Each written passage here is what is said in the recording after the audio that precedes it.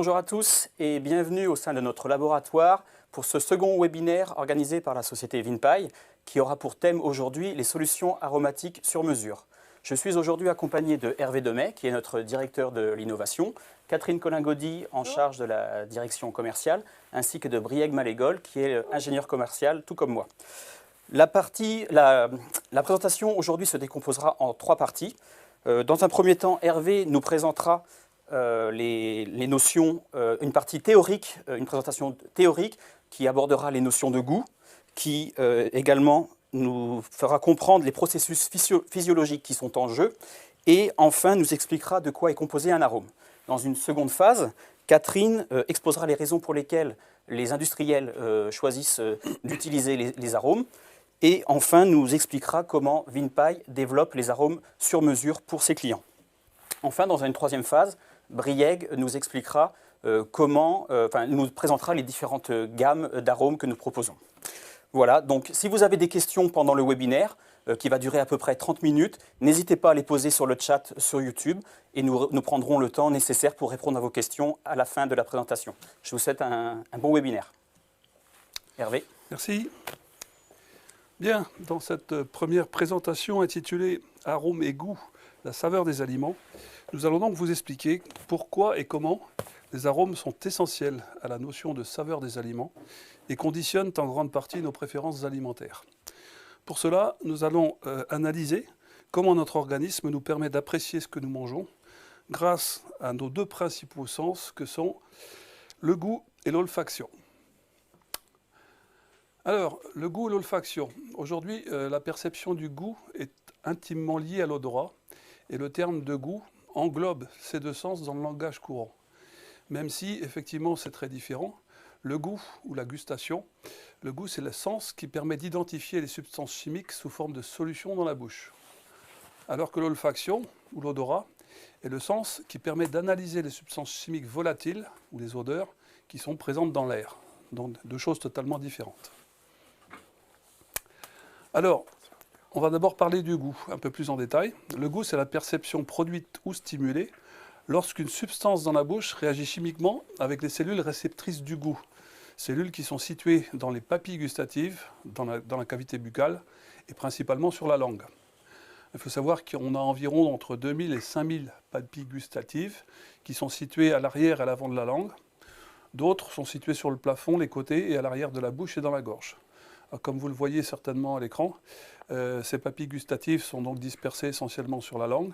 Ces papilles sont constituées d'un ensemble de cellules, une partie d'entre elles étant des cellules réceptrices avec en surface des récepteurs spécifiques qui leur permettent de réagir plus ou moins à tel ou tel type de substance. Et donc tout ça ensuite est conduit via des nerfs jusqu'au cerveau et traduit en langage gustatif. Alors, ces papilles gustatives sont capables de distinguer les différents goûts en détectant des interactions chimiques avec différentes molécules ou différents ions. Alors, on voit qu'effectivement, il y a deux types principaux de détection. Le premier, ce qui concerne essentiellement les goûts sucrés, le goût umami et le goût amer, sont déclenchés par la liaison de ces molécules avec des récepteurs cellulaires qui sont sur ces fameuses cellules présentes dans les papilles. Et d'un autre côté, le goût salé et le goût acide, qui sont perçus essentiellement lorsque des ions de type métaux-alcalins ou hydrogène pénètrent directement dans les cellules gustatives par ce qu'on appelle un canal à protons. Alors, historiquement, initialement, si on peut appeler ça comme ça, le système gustatif, donc le goût, est là pour détecter essentiellement des choses qui sont potentiellement bonnes ou mauvaises pour l'organisme, et donc classées comme plutôt apéritives ou aversives. Alors les exemples classiques, c'est effectivement le goût sucré qui, à l'origine, aide à identifier les aliments qui sont essentiellement riches en énergie, donc nécessaires à l'organisme pour survivre. Et d'un autre côté, à l'opposé, le goût amer, qui est surtout un signe d'alerte, d'information sur un risque potentiel d'empoisonnement. Comme on va le voir, effectivement, le goût amer est essentiellement lié à la présence de substances qui potentiellement peuvent être très toxiques pour l'organisme. Alors, en fait, dans la bouche, nous avons des récepteurs du goût qui détectent 5 modalités gustatives. Le sucré, l'acide, le salé, l'amer et ce qu'on appelle l'umami ou le goût savoureux. Il est démontré aujourd'hui scientifiquement que ces 5 goûts existent spécifiquement et sont distincts les uns des autres. Alors si on les reprend un par un, alors le goût sucré, c'est d'abord considéré comme une sensation plutôt agréable et c'est produit essentiellement par la présence de molécules de type sucre, également de certaines protéines et d'autres substances qui imitent le sucre. Alors, ce qui fait que de nombreux aliments qui peuvent être perçus comme sucrés n'ont pas forcément beaucoup de sucre en tant que tel, mais d'autres substances, telles par exemple le stéviol, extrait de la plante stevia, qui est une molécule 200 fois plus sucrée que le sucre. Et donc le sucre est détecté essentiellement par donc certains récepteurs cellulaires couplés à ce qu'on appelle des protéines G, donc des récepteurs type GPCR. Alors le goût acide, c'est comme son nom l'indique, un goût qui détecte l'acidité. Alors les aliments qui contiennent ce type de goût sont essentiellement des fruits de type citrus, tels que le citron, l'orange, le tamarin, le melon, mais également un certain nombre d'aliments fermentés, tels que le vin, le vinaigre ou le yaourt. Alors là aussi, le goût acide est détecté par des récepteurs spécifiques, qu'on appelle des cellules réceptrices de goût de type 3. Mais dans ce cadre-là, les substances, notamment le sodium, rentrent directement dans la cellule pour stimuler des récepteurs spécifiques à l'intérieur de la cellule. Alors, le goût salé. Le goût salé est un goût produit principalement par la présence d'ions sodium.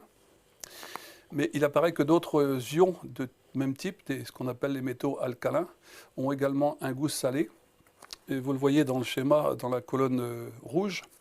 C'est la colonne la plus à gauche du tableau de classification des éléments. Et on voit que le sodium est effectivement en deuxième position dans cette colonne, qu'il est entouré par d'autres ions de type lithium ou potassium. Et on s'aperçoit qu'effectivement, plus le ion est éloigné du sodium en termes de taille, de poids atomique, moins le goût est salé. Donc la référence aujourd'hui, c'est l'indice 1, c'est le sodium. Et par exemple, le potassium, qui est en dessous du sodium, a lui un indice de salinité de 0,6. Donc tout se rapporte effectivement au sodium. Là aussi, on a des récepteurs spécifiques qui permettent aux cellules de détecter effectivement ces ions alcalins. Alors pour ce qui est de l'amer, l'amertume, c'est un des goûts les plus sensibles et beaucoup perçoivent ce goût comme étant plutôt désagréable, mais dans certains cas, plus ou moins apprécié. On peut parler d'amertume dans certaines boissons, la bière en particulier, le café aussi. Donc les aliments et les boissons amères les plus courants comprennent le café, le cacao non sucré, le thé de coca, la courge, les olives, enfin un certain nombre de fruits, de plantes, notamment des plantes de la famille des brassicacées. Alors, c'est un facteur qui intéresse aussi beaucoup ceux qui étudient l'évolution, car comme je vous l'ai expliqué au début, un grand nombre de composés naturels amers présents dans la nature sont connus pour être toxiques ou très toxiques. Et donc, cette capacité à détecter les composés toxiques dans la nature est considérée comme un avantage pour assurer une fonction protectrice des organismes qui sont un petit peu livrés à eux-mêmes dans la nature. Alors, le cinquième et dernier goût connu aujourd'hui, c'est l'umami. Alors, c'est un mot qui est emprunté au japonais, qui signifie en fait goût savoureux. Il a été mis en évidence et décrit pour la première fois en 1907 par un monsieur Ikeda, un japonais, qu'il a identifié dans un mets qu'on appelle le dashi au Japon. Et il a été identifié comme étant lié à la présence de glutamate monosodique. Alors, ce terme umami a été officiellement reconnu comme un terme scientifique pour décrire ce fameux goût lié au glutamate et à d'autres substances type nucléotides, seulement depuis 1985. Mais aujourd'hui, il est largement accepté comme étant officiellement le cinquième goût. Alors cet umami n'est pas savoureux par essence, mais il a la particularité d'améliorer la saveur globale d'une grande variété d'aliments. Ça donne un petit peu de fond, un peu de rondeur à l'ensemble des goûts qui sont détectés dans la bouche. Il est lié aussi en particulier, enfin son intensité est liée à la teneur en sel de l'aliment. Si l'aliment est très peu salé, le goût umami aura plus de mal à s'exprimer. Et de la même façon que les autres goûts, le goût umami est détecté par des récepteurs spécifiques, essentiellement des récepteurs au glutamate, qui sont présents donc sur un certain nombre de cellules au niveau des papilles gustatives. Alors après le goût, l'odorat, l'olfaction. Alors l'olfaction c'est quoi? C'est un sens particulier à travers lequel les odeurs sont perçues. Donc il se produit essentiellement lorsqu'une odeur se lie à un récepteur dans la cavité nasale, transmettant un signal à travers le système olfactif. Donc c'est essentiellement des substances chimiques présentes dans l'atmosphère qui sont détectées par l'odorat. C'est un sens qui est très sensible, avec une détection possible dans des très très faibles quantités, jusqu'à des millièmes de milligrammes par mètre cube d'air ou de gaz environnant. Alors il est clair que l'olfaction a de nombreuses fonctions pour l'organisme, y compris la détection des dangers et des phéromones. Mais on sait aujourd'hui qu'il joue un rôle essentiel dans la perception du goût des aliments. Alors, en dehors du goût et de l'olfaction, on a potentiellement d'autres sensations gustatives qui peuvent être ressenties dans la bouche. Elles sont détectées par ce qu'on appelle un système somatosensoriel, donc un certain nombre de récepteurs nerveux, et transportées vers le cerveau après stimulation directe de ces cellules nerveuses présentes dans l'environnement buccal. Donc ces sensations, c'est essentiellement ce qu'on appelle une sensation de piquant ou d'épicé, sensation de fraîcheur, d'engourdissement, d'astringence, de métallicité, de goût de gras, une sensation de rondeur, également la détection de la température, du chaud ou du froid, et sensation éventuellement de produits riches en amidon. Donc tout ça, c'est en complément de ce qu'on peut ressentir à travers le goût et l'olfaction. Et donc tout ça mis bout à bout, mis ensemble, fait qu'effectivement aujourd'hui on peut parler de saveurs alimentaires, le goût associé à l'olfaction et la stimulation des différents nerfs qu'on appelle la kymesthésie détermine globalement la saveur des aliments et des autres substances qui sont ingérées, comme on peut le voir sur ce schéma-là.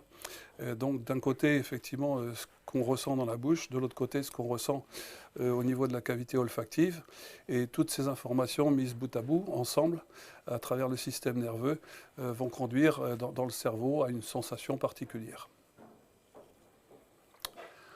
Alors, ces saveurs, effectivement, comme je vous l'ai expliqué, c'est un mélange à la fois de goût, d'odeur et de réactions nerveuses. Mais on sait que, par exemple, que la langue ne peut distinguer que les 5 qualités gustatives qu'on a déjà décrites, alors que le nez peut distinguer des centaines de substances, même en très faible quantité. Et dans le cadre de cette olfaction, c'est en fait, dans le terme de ressenti du goût, c'est l'odeur rétronasale qui joue le plus grand rôle dans la sensation de saveur. En effet, à l'issue de la mastication, pendant qu'on le mange, la langue, enfin l'ensemble des éléments de la bouche manipulent les aliments, libèrent des odeurs, et ces odeurs pénètrent dans la cavité nasale essentiellement lors de l'expiration. C'est ce qui fait la différence entre les odeurs que l'on sent quand on respire l'air extérieur.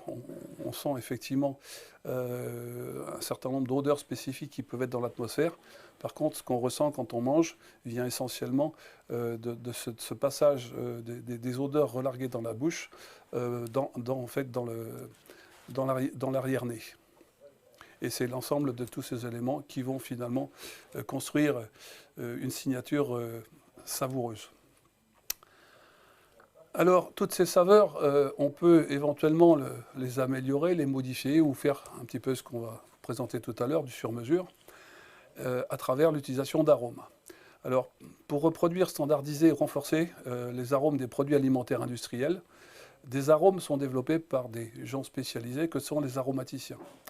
Et donc aujourd'hui, les connaissances spécifiques concernant ces arômes permettent de créer une saveur sur mesure pour les aliments ou les ingrédients alimentaires. Et donc le principal moyen pour obtenir une saveur attendue, quelle qu'elle soit, c'est l'utilisation d'arômes. Alors les arômes, qu'est-ce que c'est? Bon, une définition générale, composé volatile, donc qui se promène essentiellement dans l'air, et qui permet une perception du goût et de l'odeur. Comme on l'a vu, le goût, l'odeur, la perception, tout ça c'est lié. Et au niveau réglementaire, il y a donc une définition au niveau de la réglementation européenne qui dit que ce sont des produits non destinés à être consommés en l'état et qui sont ajoutés aux denrées alimentaires pour leur conférer une odeur et ou un goût ou modifier ceci. Et donc il y a une classification de ces arômes sur le plan réglementaire.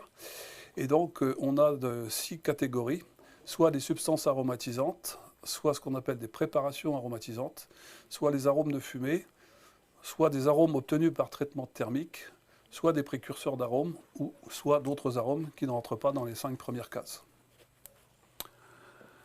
Alors si on va un peu plus en détail dans la classification, qu'est-ce que c'est qu'une substance aromatisante? Alors c'est une définition très claire, c'est une substance chimique définie possédant des propriétés aromatisantes. Donc une et une seule substance chimiquement bien définie. Alors qu'une préparation aromatisante, c'est un produit plus complexe, autre qu'une substance pure, et qui est obtenu soit à partir de denrées alimentaires, soit à partir de matières d'origine végétale, animale ou microbiologique, toutes les deux étant traitées par des physiques, enzymatiques ou autres, qui permettent d'extraire de ces substances d'origine un complexe qui va potentiellement avoir une note aromatique. Alors, ces 2 catégories ont été soulignées en rouge, tout simplement parce que quand je vais vous expliquer un petit peu le côté naturel ou pas de ces substances aromatiques, ou de ces arômes, ce sont les 2 seules catégories qui peuvent obtenir le label naturel. Donc la 3e catégorie, c'est arômes de fumée. Bon, c'est relativement simple, hein. Ce sont des produits obtenus par fractionnement et purification d'une fumée condensée. Donc après, ça effectivement permet de donner un goût particulier, une saveur particulière, et c'est très utilisé essentiellement dans les saucisses, les sauces barbecue, les chips au goût fumé, enfin tout ce qui est goût fumé. Certains poissons aussi. Alors, un arôme obtenu par traitement thermique, c'est quoi? C'est effectivement un arôme obtenu à partir d'un mélange d'ingrédients qui, par nature, ne possède pas forcément de propriétés aromatisantes. Mais le but ultime, c'est d'introduire ces produits dans une matrice pour que des réactions qui vont se produire pendant la cuisson des aliments ressortent des odeurs particulières. Donc là aussi, utilisé essentiellement dans les soupes, des sauces, des plats cuisinés ou d'autres produits à base de viande. Les précurseurs d'arômes, là aussi, c'est des produits qui naturellement ne possèdent pas forcément de propriétés aromatisantes, mais on les ajoute intentionnellement dans des denrées pour reproduire, une fois le produit mélangé, un goût particulier ou une odeur particulière par décomposition ou par réaction avec d'autres composants de la matrice alimentaire. Et donc la 6e catégorie, c'est la catégorie autres arômes. Et bien en fait, c'est tous ceux qui ne rentrent pas dans les cases précédentes. Et donc on arrive au côté naturalité, et c'est très important, puisque ça permet de qualifier quelque part la nature et l'origine de la substance que l'on va vous proposer. Et donc ne peut être qualifié de naturel un arôme si, et seulement si, sa partie aromatisante est exclusivement composée de substances aromatisantes naturelles et ou de préparations aromatisantes, qui, elles, du fait de son origine, comme je vous l'ai expliqué tout à l'heure, est naturelle par nature. Donc ce ne sont que ces 2 classes d'arômes qui peuvent obtenir le label naturel. Et dans ce label, il y a 3 façons d'indiquer les choses. Sur l'étiquette, soit on va vous vendre un arôme naturel de X, de quelque chose, là où X est une source végétale ou animale ou issue d'une denrée alimentaire.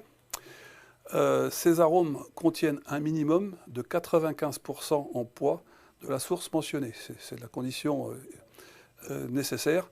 Donc 95% doit être effectivement de cette source mentionnée. Si on vous dit arôme naturel de vanille, il faut que 95% de ce qui est dans le produit soit issu de la vanille. Et la source X doit toujours être reconnaissable. C'est-à-dire qu'il faut que ce soit quelque chose qui existe dans la nature.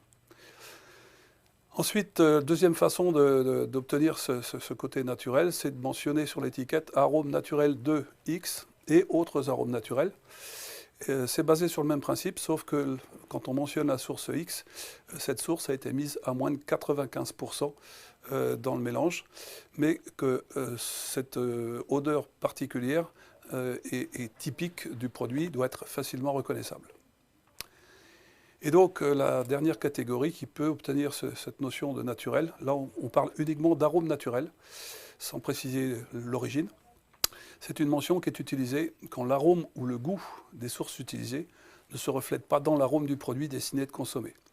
Donc on donne une note quelque part, gustative ou olfactive, mais elle n'est pas forcément retranscrite dans le produit qu'on va consommer. Voilà. Donc je pense que ces informations vous permettent de comprendre tout l'intérêt de la maîtrise de l'aromatisation dans les préparations alimentaires. Comme vous l'avez compris, ce recours aux substances aromatisantes a pour principal objectif de garantir aux consommateurs une expérience gustative suffisamment convaincante pour que les produits soient à la hauteur de leurs attentes et surtout pour qu'ils aient envie de les consommer à nouveau.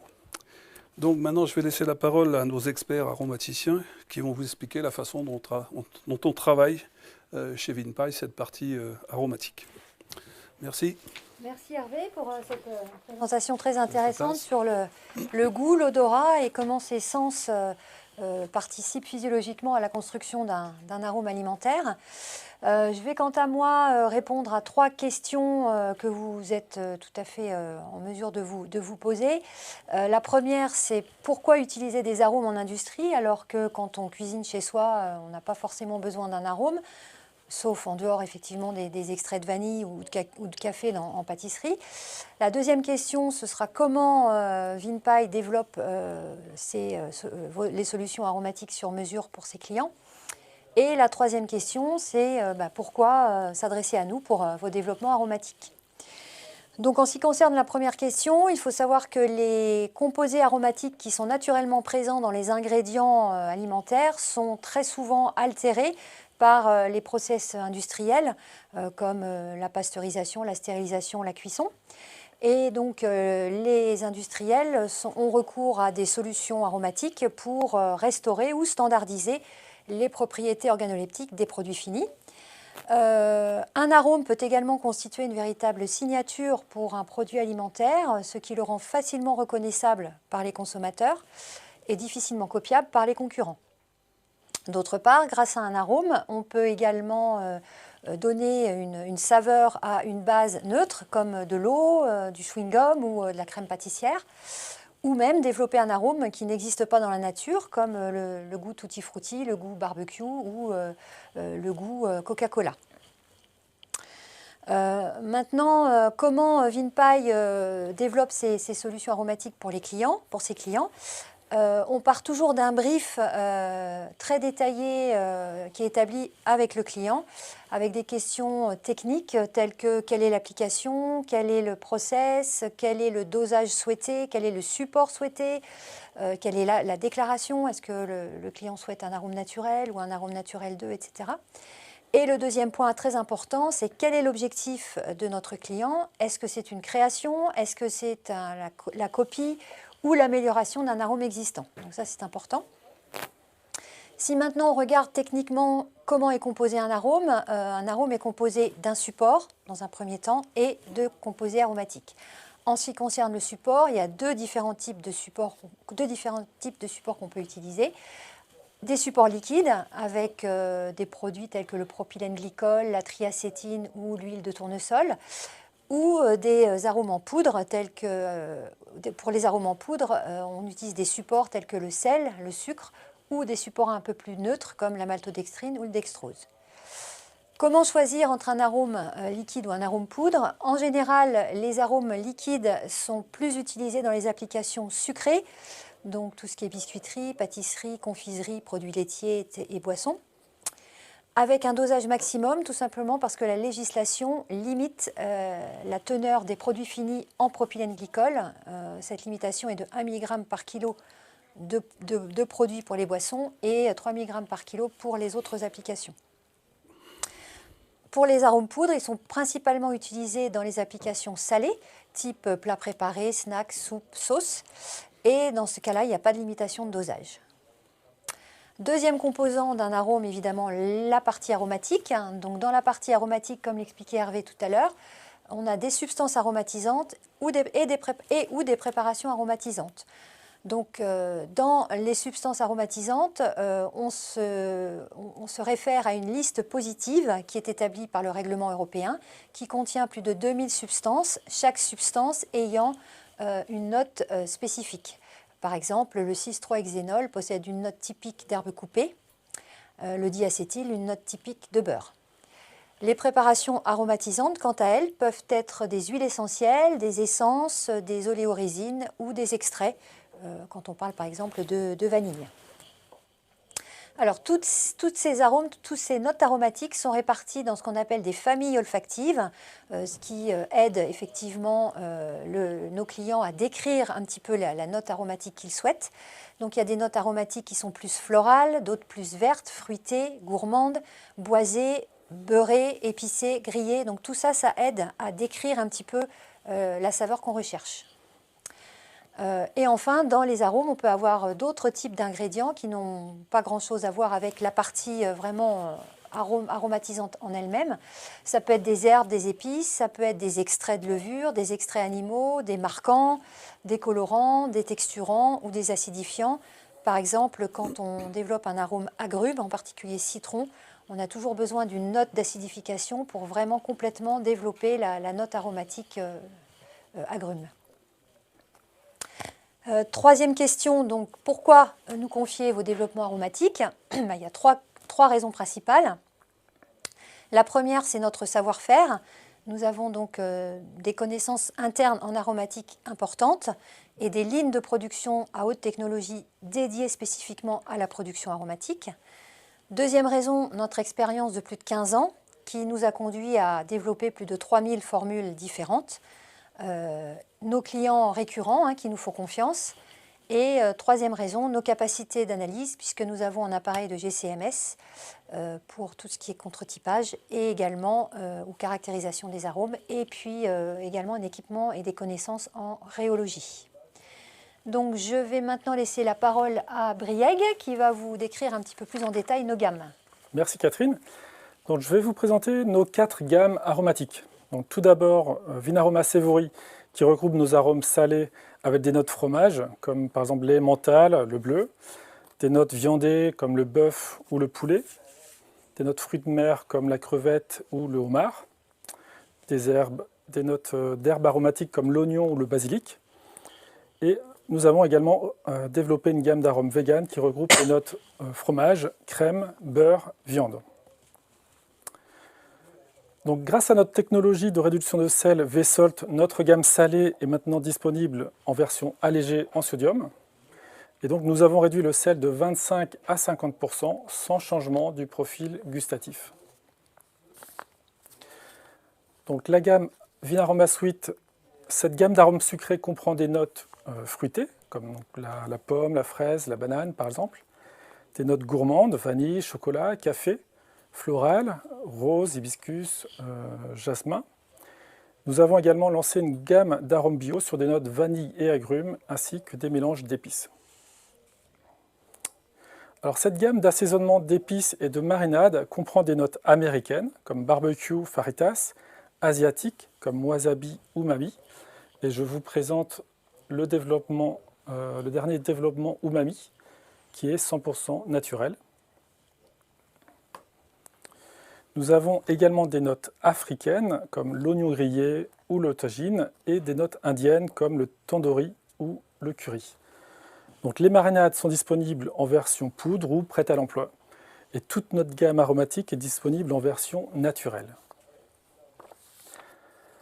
Alors finalement, nos gammes aromatiques vous offrent une solution haute couture pour démarquer vos produits sur le marché. Et pour cela, nous vous accompagnons et nos engagements sont tout d'abord la réactivité. Nous vous échantillonnons sous une semaine, la flexibilité avec un minimum de commandes de 10 litres pour les arômes liquides et 30 kg pour les arômes poudre. Ceci est bien sûr adaptable en fonction de votre projet. Donc nous avons également une signature unique pour créer la différence sur le marché. Et nous avons un coût d'aromatisation optimal pour obtenir le bon produit au bon prix. Alors voici quelques exemples de nos best-sellers. Donc fumée de crustacés, arôme fromage, poulet, ail, vanille. Voilà, nous arrivons au terme de cette présentation. Nous allons maintenant prendre les questions dans le chat si il y en a. Pour l'instant, pas encore. Pas encore. Alors, on va pouvoir répondre, Catherine, à quelques questions qui nous ont été posées au préalable par des clients. Donc, par exemple, Catherine, qu'en est-il de la nouvelle réglementation bio pour les arômes ? Alors, la nouvelle réglementation bio qui est effective depuis le 1er janvier de cette année prévoit effectivement l'utilisation d'arômes dans les produits biologiques. On peut utiliser des arômes biologiques ou des arômes non biologiques, mais dans le cas d'un arôme non biologique, il doit être arôme naturel 2X, comme l'a expliqué Hervé tout à l'heure, comme l'a défini Hervé tout à l'heure, et il ne doit pas dépasser un dosage de 5%. Très bien. Une deuxième question, quels sont les DLUO de nos arômes et les conditions de stockage? Alors les DLUO varient en fonction de la sensibilité de l'arôme. Pour certains arômes poudres sensibles, on a une DLUO de 6 mois, on peut aller jusqu'à 18 mois. En tout état de cause, évidemment, en conditionnement fermé, à température ambiante et à l'abri de l'humidité. D'accord. Notre question, quels sont les dosages recommandés? Alors les dosages recommandés, c'est évidemment des dosages indicatifs qui vont dépendre des applications et des process de nos clients. Mais en général, ça varie entre 0,1 et 0,5% pour les liquides et 0,5 et 2% pour les poudres. D'accord. Alors une dernière question, Catherine. À quelle étape peut-on incorporer les arômes au cours du process? Alors, nous essayons, nous, en tout état de cause, toujours de nous adapter en termes de formulation et de présentation au process de notre client. En général, les arômes poudres sont plutôt incorporés aux ingrédients solides, aux poudres, aux ingrédients secs, alors que les arômes liquides doivent être incorporés plutôt dans l'eau si ce sont des arômes hydrosolubles ou dans l'huile si ce sont des arômes liposolubles. D'accord, merci beaucoup Catherine. Nous allons clôturer ce webinaire. Si vous avez apprécié les informations, n'oubliez pas de liker cette vidéo, de vous abonner à cette chaîne YouTube. Et puis on vous retrouve avec plaisir pour un prochain webinaire. Merci à tous. Au revoir. Au revoir. Au revoir.